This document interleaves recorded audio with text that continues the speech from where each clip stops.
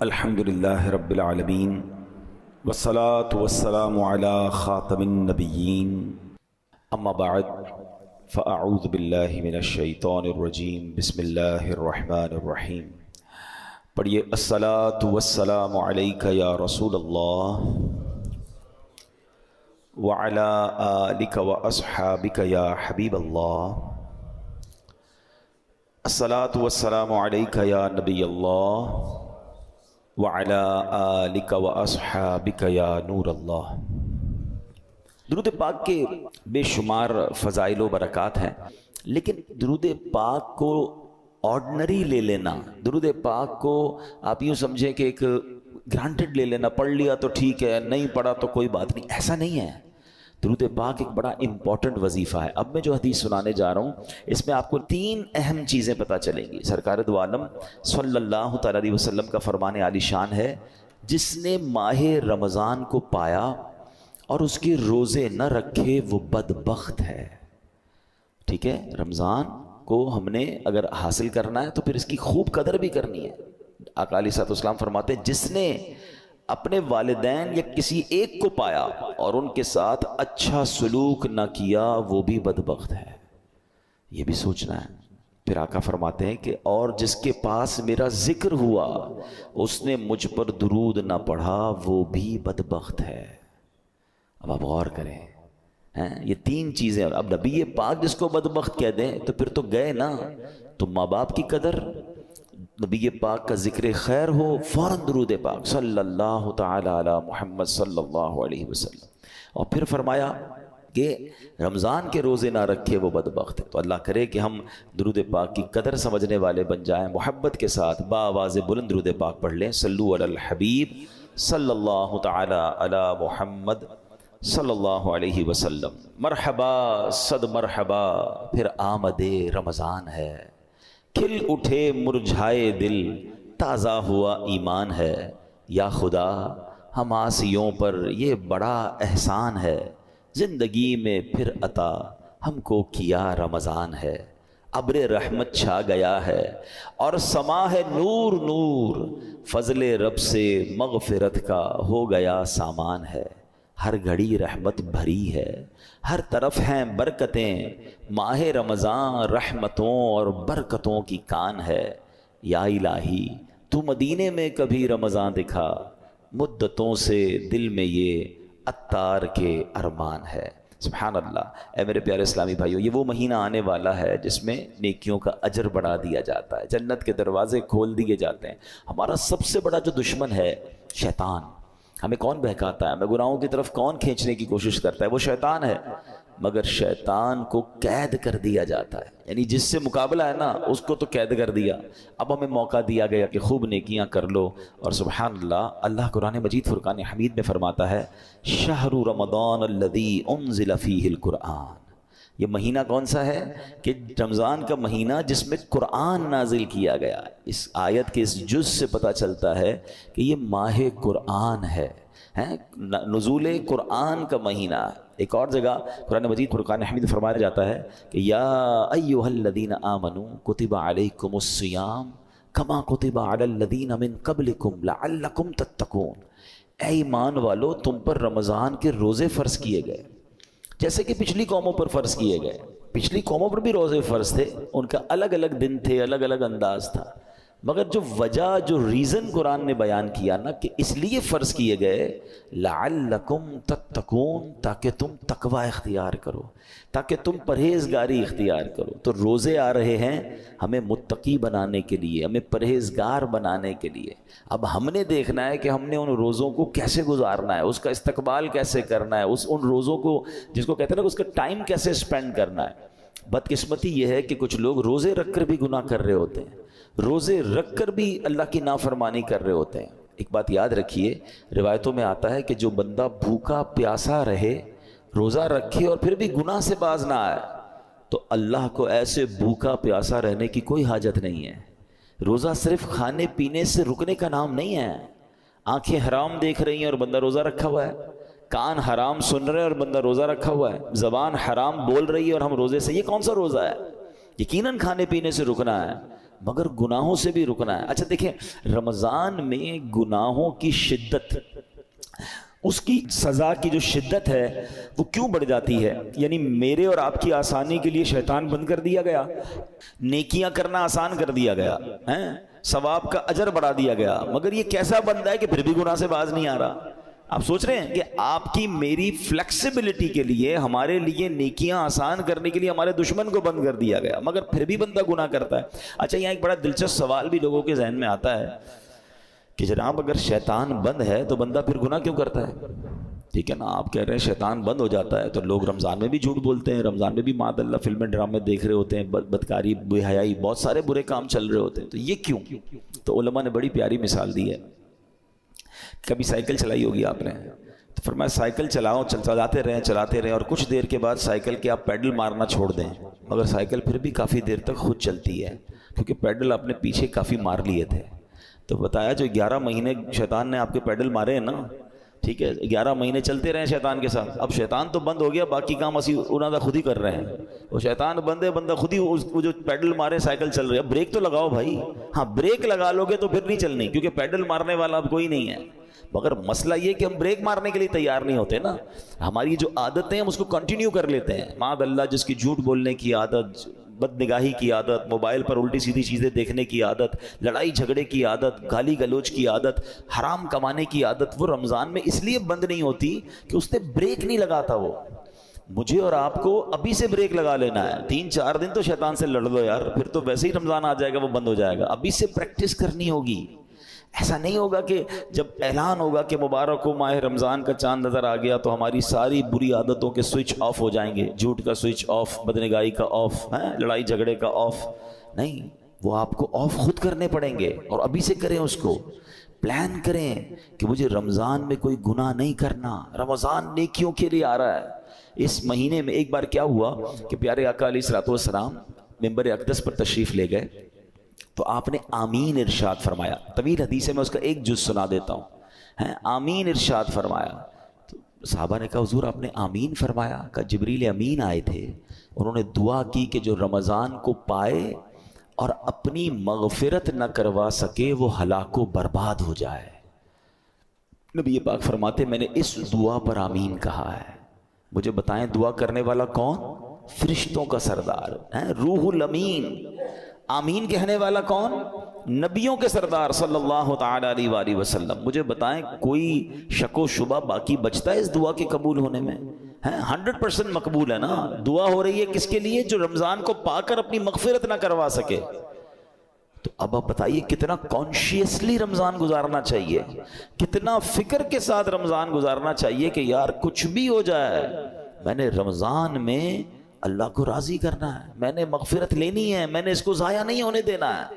تو اس کے لیے پریپریشن کریں نا، اس کے لیے تیاری کریں، اپنے ذہن کو فریش کریں، سوچیں میں نے رمضان کیسے گزارنا ہے، آ جائے گا تو دیکھ لیں گے۔ نہیں، آپ کے گھر پہ کوئی مہمان آنے والا ہو، ایسے کرتے ہیں کہ یار آ جائے گا تو دیکھ لیں گے؟ نہیں یار، اس کو کھلانا کیا ہے، بٹھانا کہاں ہے، انتظام کیا ہوگا۔ پھر جتنا اہم مہمان اتنی زبردست تیاری کرتے ہیں آپ، گھر بھی سجاتے ہیں، بعض اپنے گھر کو صاف کرتے ہیں کہ یار بہت اہم مہمان، ایسا مہمان جس کا برسوں سے انتظار تھا، میرا سب سے بیلوڈ، سب سے پیارا آ رہا ہے، تو آپ اور تیاری کرتے ہیں، اس کے استقبال کی تیاری کرتے ہیں، اس دن اچھے لباس پہنتے ہیں۔ تو کیا ایسا نہیں ہو سکتا کہ ماہ رمضان کی آمد سے پہلے ہم گھر میں صفائی ستھرائی کریں، گھر میں خوشبو لگائیں، اپنے لیے اچھے لباس، صاف ستھرے لباس تیار کریں، مینٹلی پریپیئرڈ کریں اپنے اور اپنے بچوں کو بھی۔ ہمارے بچوں کو بھی بعض اوقات نارمل لے رہے ہوتے ہیں، اچھا رمضان آ گیا ٹھیک ہے، نہیں، اللہ کرے کہ ہمارے گھر میں، ہماری فیملی میں، ہمارے خاندان میں، بلکہ ہمارے ملک میں، ساری دنیا میں ایک شور ہو، ایک خوشی کا سما ہو، مبارک ہو رمضان آنے والا ہے۔ Be prepare yourself. صحابہ اکرام پریپریشن کرتے تھے۔ آپ کو پتہ ہے لوگ اپنے کاروبار سمیٹنا شروع کر دیتے تھے کہ یار رمضان میں زیادہ کام نہیں کرنا ہے، پیسے دینے تو دے دیے، لینے ہیں تو لے لیے۔ یہاں تک کہ جو حکام ہوتے تھے، جو ججز ہوتے تھے، جن کو معاف کرنا ہوتا تو معاف کر دیتے تھے، جن کو سزا دینی ہوتی تھی، یعنی جو چاہتے تھے کہ رمضان سے پہلے چیزیں کمپائل ہو جائیں اور پھر ہمارا فوکس جو ہے وہ رمضان میں عبادت پر رہے۔ یہاں تو ایسا ہے ہی نہیں۔ کچھ لوگوں کو تو پرواہ ہی نہیں، بلکہ الٹا ہو رہا ہے۔ کچھ لوگ ہو سکتا ہے کہ رمضان میں زیادہ پیسے کیسے کمانے اس کی تیاری میں لگے ہوئے ہوں گے، کچھ یہ بھی پریپریشن چل رہی ہوگی، یہ بھی سٹاک لے لو، یہ بھی خرید لو، اس کے ریٹ بڑھ جائیں گے، اس کو جناب اس میں بہت کمائیں گے، پھر آخری عشرے میں الگ کمائیں گے۔ رمضان کاروبار کے لیے نہیں، رمضان کھانے پینے کے لیے نہیں، رمضان تو مغفرت کروانے آ رہا ہے۔ آپ کو پتہ ہے پچھلے رمضان میں کئی لوگ ہمارے ساتھ تھے، وہ آج ہمارے ساتھ نہیں ہیں۔ ہمیں کیا معلوم، پہلے تو اللہ سے یہ دعا کرتے ہیں کہ یا اللہ خیر سے عافیت سے ہمیں رمضان سے ملا دے۔ بڑی پیاری دعا ہے نا، اللہم بلغنا رمضان بالصحت وعافیہ، اے اللہ ہمیں رمضان سے صحت اور عافیت کے ساتھ ملا دے۔ پہلی دعا تو ہماری یہ ہے، اور پھر دوسری دعا یہ ہے کہ اللہ یہ رمضان ہمیں ہماری مغفرت کا سامان بن جائے۔ کیا پتہ یہی آخری رمضان ہو ہمارا، تو ہمیں اس کی قدر کرنی ہے، ذہنی طور پہ تیار ہو، بلکہ میں تو مشورہ دیتا ہوں فزیکلی بھی تیار ہونا شروع ہو جائیں۔ زیادہ محنت کے کام تھوڑا کم کر دیں، تھکاوٹ والے کام کم کر دیں، زیادہ ٹریولنگ کم کر دیں، کیونکہ اگر آپ کی طبیعت خراب ہو گئی ہے، اگر جس کو فکر ہے نا کہ میں نے پورے روزے رکھنے ہیں، پوری تراویحیں پڑھنی ہے، تو وہ اپنے آپ کو ذرا سیکیور کرے گا۔ آپ کو پتہ ہے جس کی شادی ہوتی ہے کیا کہتے ہیں دولہے کو، بھائی ذرا خیال رکھنا، شادی والے دن ہی بیمار مت ہو جانا۔ شادی سے 4 5 6 دن پہلے 8 دن پہلے اس کو ریسٹ کرواتے ہیں، اس کو زیادہ ٹریول نہیں کرواتے۔ ٹھیک ہے، اچھی بات ہے، ایک بڑا ایونٹ ہے، تو جس طرح اپنے گھر کے کسی بڑے ایونٹ کی آپ پریپریشن کرتے ہیں، یو شوڈ تھنک اباؤٹ رمضان۔ یہ اللہ کی طرف سے تحفہ آ رہا ہے، یہ وہ مہینہ ہے جو میری مغفرت مجھے بخشوانے آ رہا ہے۔ مولا علی شیر خدا کرم اللہ تعالی وجہ الکریم کیا فرماتے ہیں، اس کا مضمون ہے آپ کی قول کا، اس امت کو اگر اللہ کو عذاب دینا ہوتا نا، اللہ کی رضا یہ ہوتی کہ اس امت کو پنشمنٹ ملے، تو اللہ انہیں رمضان اور قرآن عطا نہ فرماتا۔ یہ 2 چیزیں ایسی دے دی ہیں نا، جس کو پکڑ لو نا سبحان اللہ پھر بیڑا پار ہے۔ ہاں، رمضان اور قرآن دونوں قبر میں شفاعت کرتے ہیں۔ کیسے؟ رمضان کہتا ہے یا اللہ میں نے اس بندے کو جو ہے وہ کھانے پینے سے روکا تھا، دن میں کھانے پینے سے روکا تھا۔ قرآن کہے گا مولا رات میں نے سونے سے روکا، یہ قرآن پڑھتا تھا، تراویح سنتا تھا۔ تو جس نے رمضان اور قرآن کو تھام لیا نا، یہ دونوں آپ کا کام کریں گے، یہ شفاعت کریں گے قیامت کے دن۔ مگر جو نہ دن میں روزے رکھے نہ رات تراویح پڑھے، جو نہ دن میں عبادت کرے نہ دن میں اللہ کو راضی کرے نہ رات قرآن سے محبت کرے، تو وہ کیا کہا جائے گا؟ Try to understand. ایک حدیث، اتنی حدیثیں میں آج بہت ساری چیزیں لے کر آیا تھا، مگر میں آپ کو کہوں کہ اگر رمضان کی فضیلت پر صرف ایک حدیث جو نبی پاک نے فرمائی نا، 1 لائنر، عقل مندارا اشارہ کافی است، کہتے ہیں نا عقل مندوں کے لیے اشارہ کافی ہوتا ہے۔ آقا کی ایک لائن کی جو حدیث ہے نا، سرکار دو عالم صلی اللہ علیہ وسلم فرماتے ہیں اگر میری امت کو معلوم ہوتا کہ رمضان کیا ہے، اگر میری امت کو معلوم ہوتا کہ رمضان کیا ہے، تو وہ تمنا کرتے کہ سارا سال ہی رمضان ہو۔ That's it۔ اسی سے بندہ سمجھ جائے کہ it means very big special, not only special۔ ایسا مہینہ ہے، اور نبی پاک سبحان اللہ آپ کا ایٹیٹیوڈ ہی بدل جاتا تھا، آپ کا اسٹائل ہی بدل جاتا تھا۔ آپ تو اللہ کے حبیب ہیں، دن رات اللہ کی عبادت میں تھے، مگر بی بی عائشہ صدیقہ رضی اللہ تعالیٰ عنہ فرماتی ہیں، دیکھیں گھر کی بات تو گھر والے ہی بتا سکتے ہیں نا۔ ہماری امی حضور بتاتی ہیں کہ رمضان آتا میرے آقا کے چہرے کا رنگ بدل جاتا، خوف خدا، گڑ گڑاتے تھے، روتے تھے، دعائیں کرتے، بستر پر کم آتے ہیں، رات رات بھر نوافل اور دعائیں ہو رہی ہیں، سبحان اللہ۔ اب مجھے بتائیں کہ اللہ کے حبیب ہیں جن کے صدقے مجھے اور آپ کو رمضان ملا ہے، وہ بستر پر کم جا رہے ہیں، وہ رات بھر عبادت کر رہے ہیں، ان کے چہرے کا رنگ بدل رہا ہے۔ جبریل امین آتے تھے تو پیارے آقا جبریل امین کے ساتھ قرآن کا دور کرتے تھے، اور سبحان اللہ خوب سخاوت کرتے تھے۔ یہ میرے آقا کے چند وہ کام ہیں جو اب ماہ رمضان میں اسپیشل کرتے تھے۔ ہمارے یہاں حال کیا ہے، آقا آرام کم کر دیتے تھے، ہم آرام بڑھا دیتے ہیں۔ ہمارے کئی لوگ جو رمضان میں سوتے ہی رہتے ہیں، بھائی آپ سوتے رہیں گے تو آپ نے پھر کیا روزے کو پایا؟ دیکھیں ایکچولی روزے کے کچھ میسیجز ہیں۔ روزہ ایسے رکھنا ہے، ایک تو جیسے میں نے بتایا کہ صرف کھانے پینے سے نہیں، گناہوں سے بھی بچنا ہے۔ دوسرا آپ کو نکاہت فیل ہو، اس کا ایک مقصود ہے کہ جب عصر کے بعد خاص طور پہ ماشاءاللہ کئی لوگ میں جانتا ہوں، مجھے یہاں بھی نظر آ رہے ہیں، مزدور بھی ہیں ہمارے بھائی، نوکری پیشہ بھائی بھی ہمارے بیان میں آئے ہیں، تو یہ مجھے تو ان پہ یقین کرے رشک آتا ہے، اصل روزہ ہی ان کا ہے۔ ایسے بھی ماشاءاللہ ہیں جو صبح 8 9 بجے سے کام پہ جاتے ہیں اور محنت مزدوری بھی کر رہے ہوتے ہیں، اور سبحان اللہ روزہ بھی رکھتے ہیں۔ اللہ ان کے صدقے ہم ناکاروں کا روزہ قبول فرما لے۔ اب میں کئی وہ ہیں جو ایئر کنڈیشن روم میں بیٹھے رہتے ہیں، کام بھی ہے تو ٹیلی فون پر کام کرنا ہے، نو ڈاؤٹ روزہ ہمارا بھی ہے، لیکن اصل روزہ تو ان کا ہے نا، جو اتنی محنت کر کے بھی روزہ چھوڑتے نہیں ہیں۔ ہاں چھوڑنا نہیں ہے، یہ نہیں کہہ سکتے کہ یار میرا بڑا محنت والا کام ہے، بڑی مزدوری والا کام ہے۔ روزے سے مت کہو میرا کام ہے، کام کو کہو میرا روزہ. آپ کام کم کر دیں, تھوڑا کر لیں, مگر روزہ نہیں چھوڑ سکتے. تو میں یہ بتانا چاہ رہا تھا کہ آپ نے دیکھا ہے جب آپ کا روزہ ہوتا ہے تو عصر کے وقت بڑی عجیب سی فیلنگ شروع ہو جاتی ہے. کسی چیز کا جی نہیں چاہتا, تھکاوٹ لگ رہی ہوتی ہے, پیاس لگ رہی ہوتی ہے, زیادہ بات کرنے کو جی نہیں چاہتا, غصہ کرنے کو جی نہیں چاہتا, بحث کرنے کو جی نہیں چاہتا. کیوں؟ کیونکہ ہماری باڈی میں اب انرجی کم ہو گئی ہے. تو اس میں پتہ ہے میسج کیا ہے؟ اے بندے تیری اوقات یہ ہے. یہ اصل اوقات جو پتہ چلتی ہے نا, جو کرو فر جاہو جلال کے ساتھ بہت زیادہ دھوم مچا رہے ہوتے ہیں, ان کو افطار سے پہلے اپنی پوزیشن خود چیک کرنی چاہیے کہ ابھی کیا حال ہے. اور یہ صرف 12-15 گھنٹوں کی مار ہے. اللہ پاک چاہے تو تمہیں ساری زندگی ایسے رکھ سکتا ہے نا. افطار کے بعد سیٹ ہو جاتے ہو, لیکن یہ افطار سے پہلے کی کیفیت عاجزی کی کیفیت ہے. بندہ سمجھے کہ یہ میری اوقات ہے. دیکھیں اللہ کرے میسج لینے والے بنے ہم, ورنہ نہیں لینے والے تو کچھ نہیں لیتے. اسی طرح جب میں اور آپ بیمار ہوتے ہیں, ہلکا سا بخار ہو جائے, پیٹ خراب ہو جائے, وہ کہتے ہیں نا پنجابی میں لگ پتا جاتا ہے ساڑی اوقات کی ہے.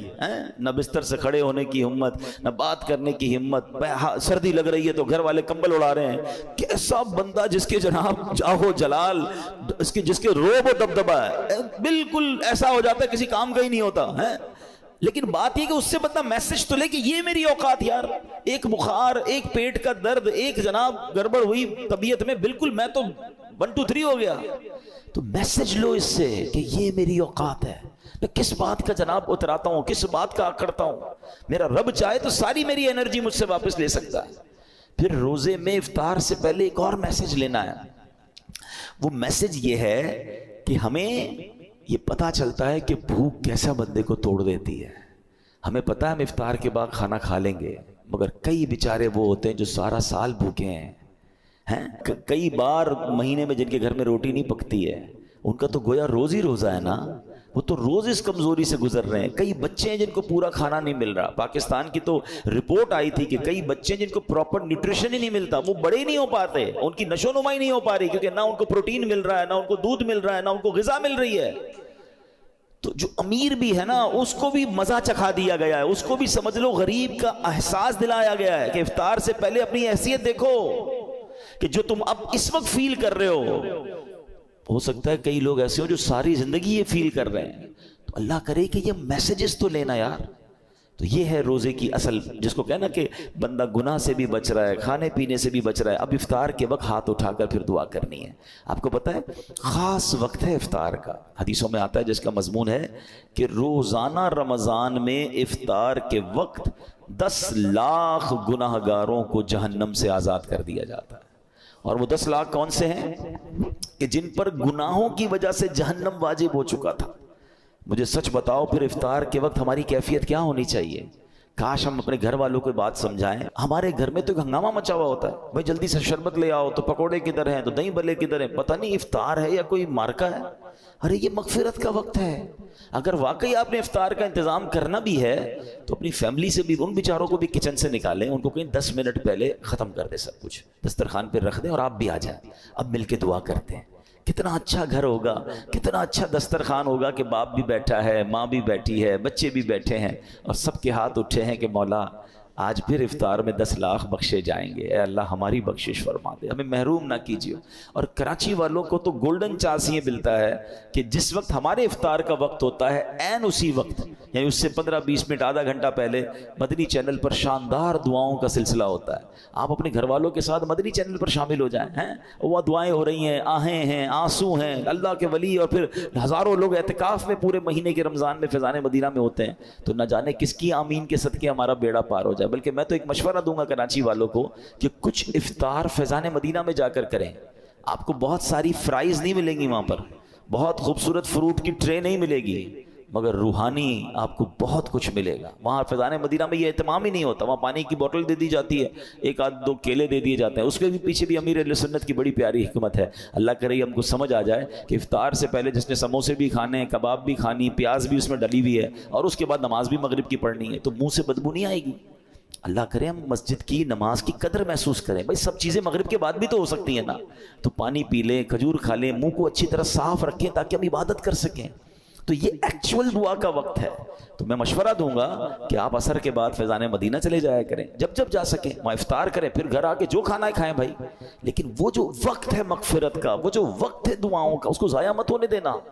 اور یہ رمضان میں یہ موقع آتا ہے, تو آپ گھر میں دعا کریں, مدنی چینل پر شامل ہو جائیں, جیسے بھی کریں, مگر اس وقت کو خاص سمجھیں. بٹ رہا ہے, مغفرت کے پروانے بٹ رہے ہیں.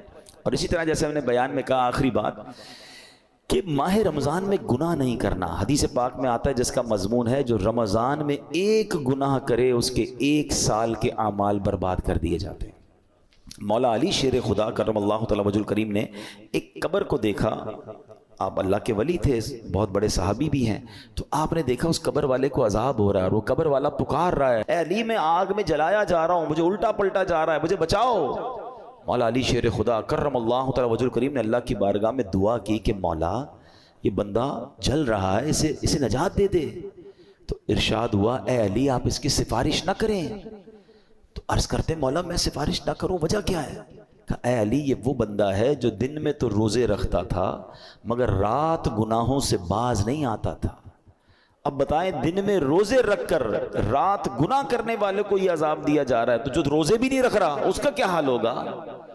تو رمضان میں نیکیوں کا اجر واقعی بڑھ جاتا ہے, مگر گناہ کا عذاب بھی بڑھا دیا جاتا ہے, کیونکہ یہ مہینہ گناہ کرنے کے لیے نہیں ہے, یہ اللہ کا مہینہ ہے. اب ادھر رمضان کی راتوں میں کوئی کرکٹ کھیل رہا ہے, کوئی لوگوں کی نیندیں خراب کر رہے ہیں, غلط کاموں میں لگے ہوئے, نہ کریں ایسا. یہ دعاؤں کا مہینہ, یہ مغفرت کا مہینہ, یہ تلاوت کا مہینہ ہے. Prepare your self. تو بہرحال اللہ کرے کہ ہم اپنے اس مہینے کی قدر کرنے میں کامیاب ہو جائیں. دعوت اسلامی کے زیر انتظام مدنی چینل پر بھی بہت خوبصورت پروگرامز آتے ہیں. جب آپ کو وقت ملے آپ مدنی چینل دیکھنا شروع کر دیں. علم دین سیکھ رہے ہوں گے, دعائیں ہو رہی ہوں گی, تو اس کی برکتیں حاصل ہوں گی. اللہ پاک ہمیں عمل کرنے کی توفیق عطا فرمائے. آمین بجاہ النبی الامین صلی اللہ تعالی علیہ وسلم.